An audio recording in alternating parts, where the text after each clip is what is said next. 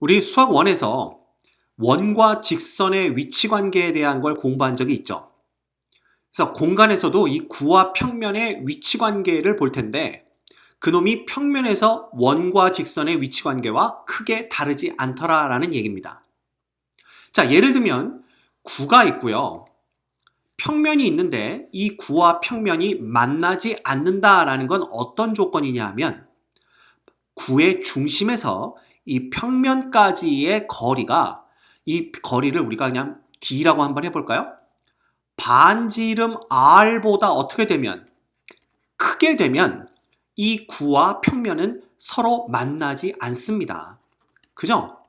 이게 원과 직선의 위치 관계와 똑같죠. 그럼 이런 경우보다 시험에 많이 나오는 경우는 바로 구와 평면이 정확히 한 점에서 만나는 경우가 많이 나옵니다. 그 경우를 우리가 따로 한번 살펴보도록 하죠.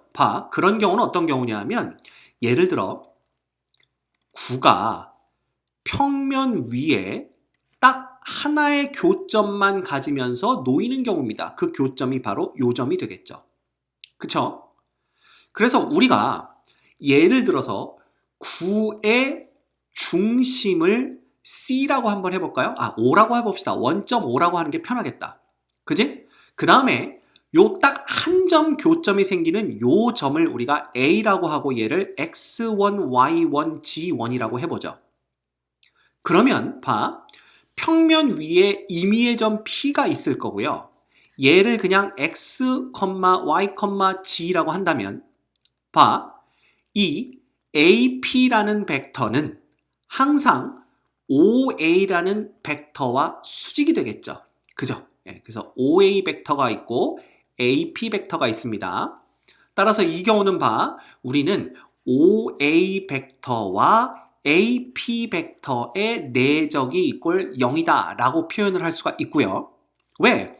이 접한다는 얘기잖아, 결국은. 여기가 직각이 될 게 뻔하니까. 그죠?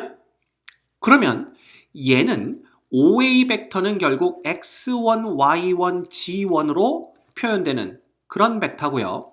이 AP 벡터라는 놈은 결국 뭐야? OP 벡터에서 OA 벡터를 뺀 거잖아요.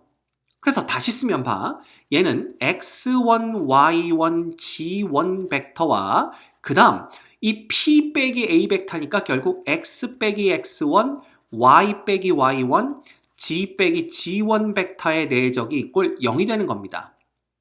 결과적으로 우리가 얻을 수 있는 건 X1의 X 빼기 X1 플러스 Y1의 Y 빼기 Y1 플러스 G1의 G 빼기 G1 이놈이 이꼴 0이 되는 거고요.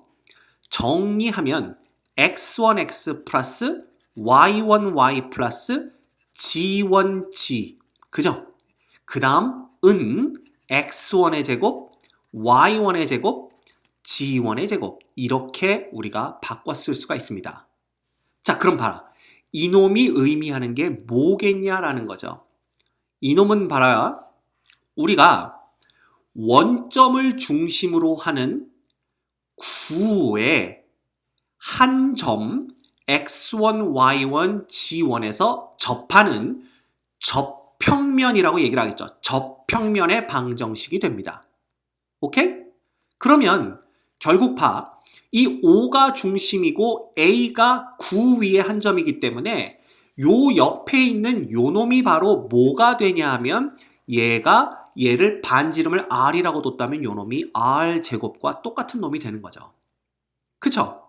그럼 이게 우리 기억나십니까? 예를 들어 평면에서 X제곱 플러스 Y제곱은 이꼴 R제곱이라는 원 위의 한 점 X1, Y1에서의 접선의 방정식이 X1X 플러스 Y1Y는 이꼴 R제곱이었죠. 얘랑 똑같더라 이거야. 똑같더라. 예를 들면 공간에서 원점을 중심으로 하는 구의 방정식 X제곱 플러스 Y제곱 G제곱은 R제곱 위의 한 점 X1, Y1, G1에서의 접평면의 방정식은 X1X 플러스 Y1Y 플러스 G1G는 이꼴 R제곱이다 라는 것과 똑같다라는 거지. 그지? 그래서 여러분들 이 원점을 중심으로 하는 구위의 한 점 x1, y1 지원에서의 접평면의 방정식은 우리가 접선의 방정식을 제대로 알고 있다라면 거기에 확장된 개념으로 생각해 볼 수 있겠다라는 겁니다. 됐죠? 그래서 우리가 평면과 구가 접할 때에는 이런 접평면의 방정식까지 알고 있으면 도움이 되겠죠. 자, 그 다음 마지막으로 뭐가 있냐 하면 구가 있는데 이 구가 평면과 만나요.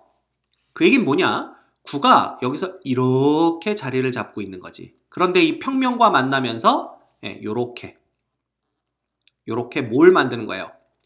교원을 만드는 겁니다. 요렇게. 그지? 그럼 잘 봐라. 요때는 우리가 중심이 여기 있고요. 여기서부터 요 끝점까지가 바로 반지름 R이 되겠죠? 그 다음에 여기 요렇게 되는 거니까 요 놈을 우리가 D라고 해볼까? 왜? 원의 중심에서 평면까지의 거리니까. 그지? 그러면 이 점과 평면 사이의 거리를 구하는 방법도 알고 있기 때문에 우리가 이 교원의 반지름이라는 것은 결국 뭐가 되냐 하면 R제곱에서 D제곱을 뺀 것의 루트, 즉 피타고라스 정리를 쓴 겁니다. 따라서 이 교원은 이 평면 위에 생기면서 반지름의 길이가 누구랑 똑같은? 반지름의 길이가 루트의 R제곱 빼기 D제곱과 똑같은 그런 원이 된다라는 걸 알 수가 있고요. 당연히 반지름은 뭐 주어져 있을 테고, 그쵸? 이 D라는 놈은 우리가 구하는 공식을 알고 있더라라는 얘기가 됩니다. 그죠? 뭐 예를 들면 여기가 x1, y1, g1이었어. 이 구의 중심이. 얘는 ax 플러스 by 플러스 cg 플러스 d는 이꼴 0으로 주어지는 평면의 방정식이었다면 d는 뭐였습니까? 복습합시다. a제곱, b제곱, c제곱, 루트 분의 뭐가 되는 거야? 왜 이렇게 분해가 마음이 삐뚤어졌나 봐요. 그죠? 똑바로 봅시다. 절대값 ax1 플러스 by1 플러스 cg1 플러스 d가 된다라는 거죠. 그래서 이런 경우에는 그죠? 교원 있잖아. 평면과 구가 만나서 생기는 이 교원에 대한 정보도 우리가 얻어낼 수 있더라라는 얘기입니다. 자, 당연히 이때는 어떻게 되겠어? 이 구의 반지름 R과 이 구의 중심에서 평면까지 거리 D의 관계가 누가 더 큰 거야? 당연히 R이 더 큰 경우다라는 걸 먼저 얘기했어야 되는데 얘기를 못했네요. 그죠? 그래서 나중에 얘기했으니까 그냥 퉁칩시다. 됐죠? 이렇게 우리가 정리를 할 수가 있습니다.